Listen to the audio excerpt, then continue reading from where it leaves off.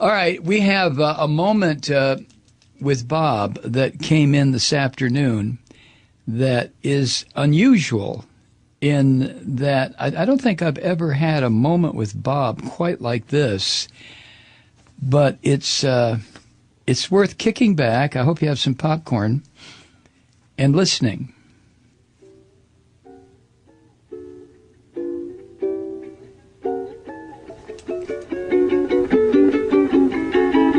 There it is, another moment with Bob, brought to you by your friends at Offshore Drilling. Tonight's moment with Bob is titled Night Stalkers. Hey, Mike, this is how Mrs. Dudley, the caretaker's wife in Shirley Jackson's The Haunting of Hill House, warns the new tenants that they'll be on their own if anything goes awry at Hill House. Quote, "So there won't be anyone around if you need help. We couldn't even hear you in the night. No one could. No one lives any nearer than the town. No one else will come any nearer than that. In the night, in the dark." And that's when nightmares come for us, when we're asleep and defenseless and alone, in the night, in the dark. Or as Stephen King wrote, when the moon is down and the hour is none. I know a lot about nightmares. I suppose we all do, but rarely do we talk about them. They're just dreams, after all. They're not real. They're not the stuff of small talk among friends over beers at a bar or sipping lattes at a Starbucks. If you tell anyone a dream you've had that ends with, "and when I looked back, its eyes were full of blood," the conversation will stop dead. Guaranteed. No, nightmares are what you tell your shrink or the person who was sleeping next to you before you woke them up because you were thrashing and moaning or screaming in the night. And when your partner asks, "What was it?"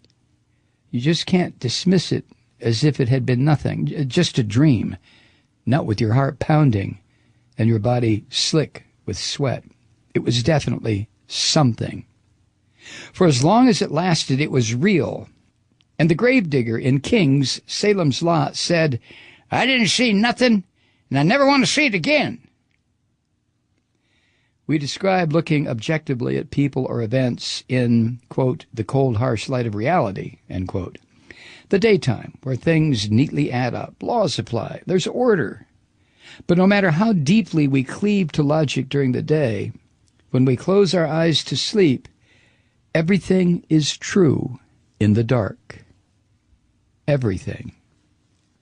What we can easily dismiss at noon will return to haunt us at night. Stephen King knows this. Here's what he said. "At night, when I go to bed, I'm at pains to be sure that my legs are under the blankets after the lights go out. I'm not a child anymore, but I don't like to sleep with one leg sticking out. Because if a cool hand ever reached out from under the bed and grasped my ankle, I might scream. Yes, I might scream to wake the dead. That sort of thing doesn't happen, of course. The thing under my bed waiting to grab my ankle isn't real. I know that.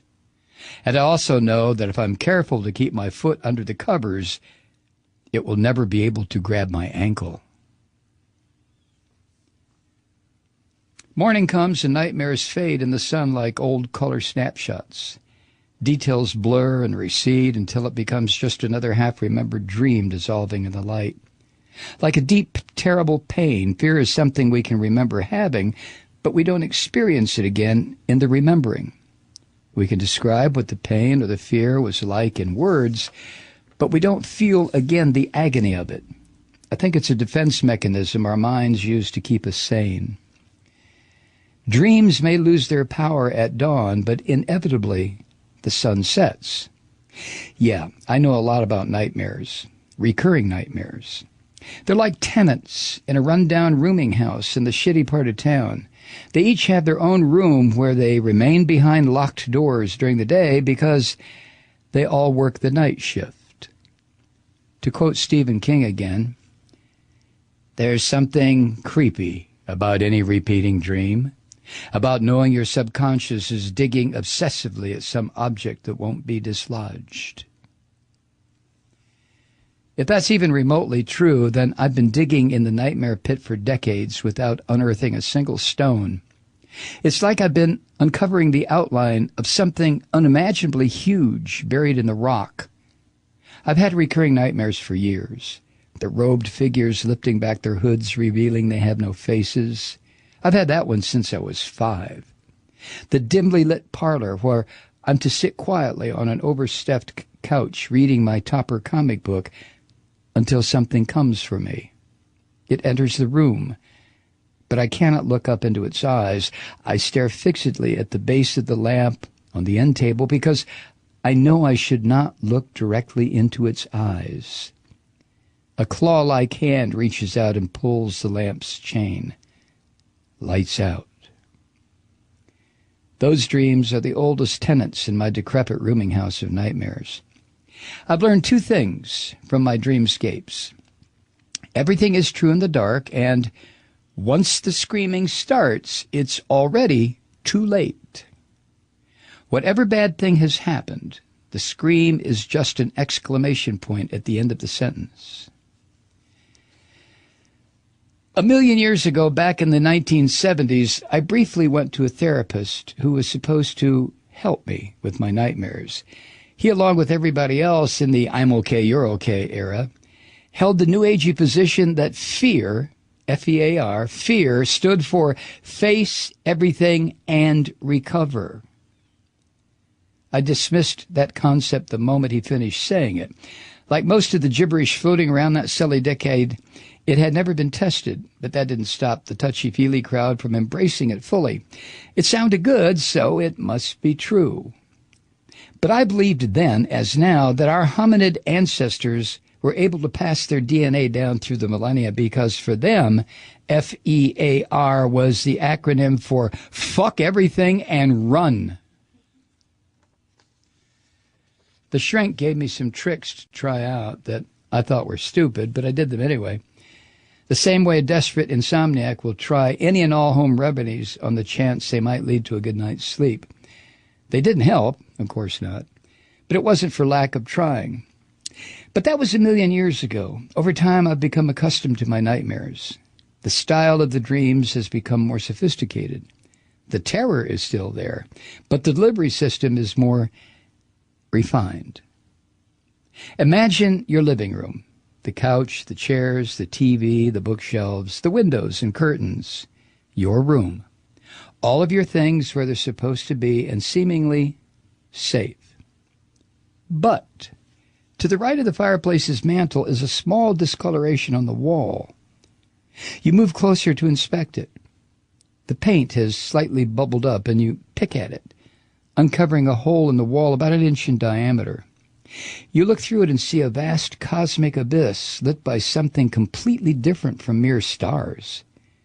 These shifting points of light are somehow aware and know they are being observed, and it is somehow understood that is not allowed. You begin to feel the coldness of terror when one by one they align in one direction to gaze back at you. Even if you remembered Friedrich Nietzsche's warning, you thought it was just a hole in your living room wall.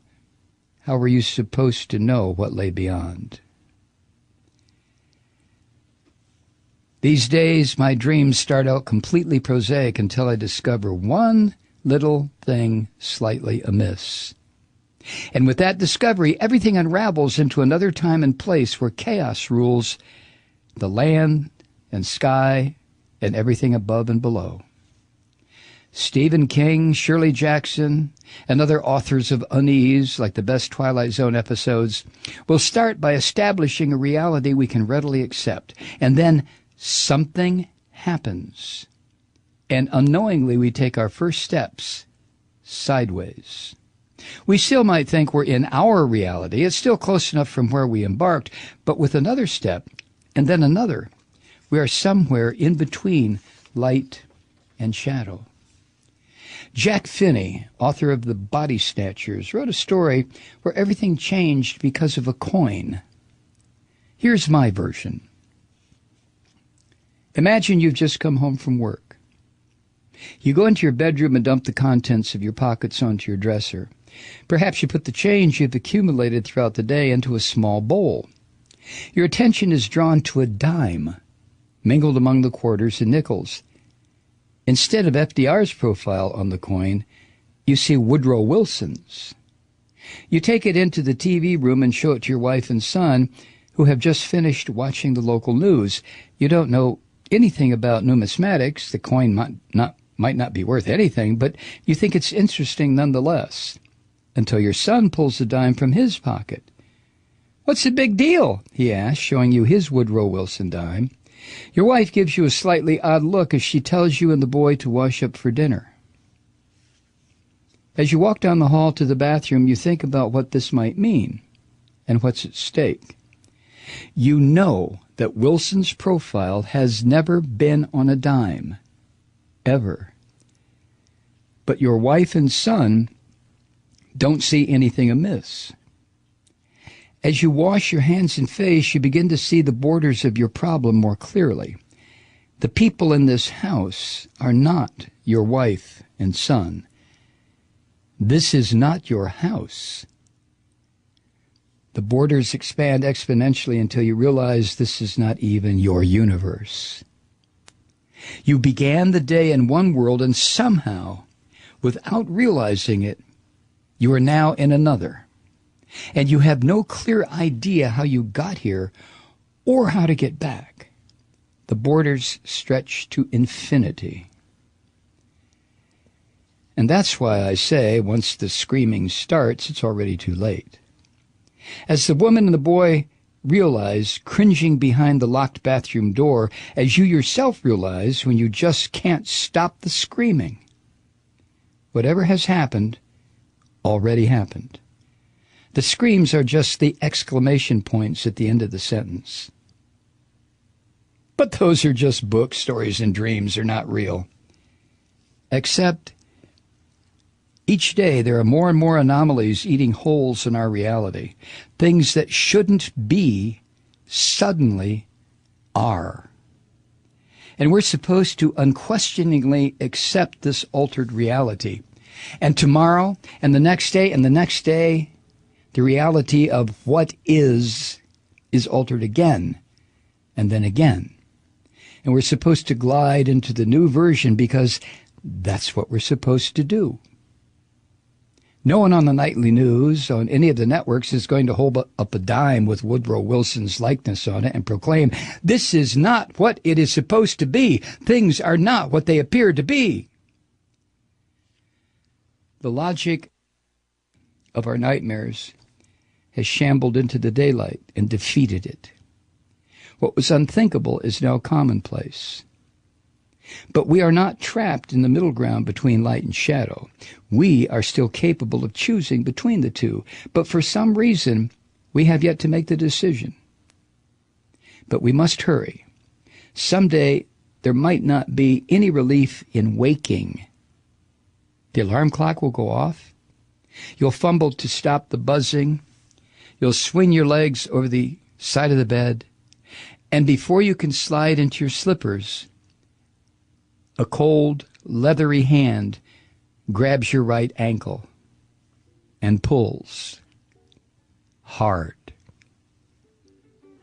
Regards, Bob.